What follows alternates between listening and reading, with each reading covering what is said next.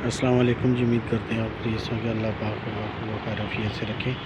तो आइए आज हम गाड़ियाँ दिखाते हैं। ये बहुत सी गाड़ियाँ आई हैं यहाँ पे, ये चेक करें जी, ये रिव्यू चेक करें। बहुत गाड़ियाँ आई हैं और बहुत सस्ती और मियारी गाड़ियाँ हैं। ये मेहरान है, ये होंडा है, ये गाड़ी है, ये चेक करें जी।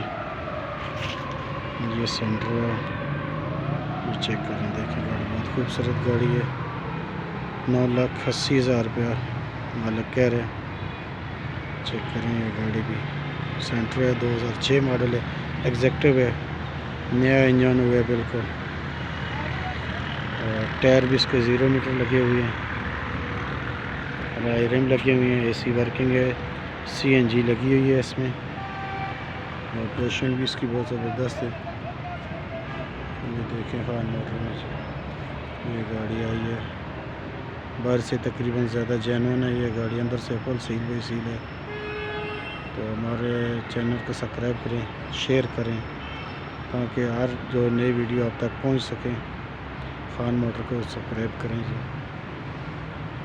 चेक करें जी। तब तक के लिए इजाज़त चाहते हैं। अल्लाह हाफ़िज़।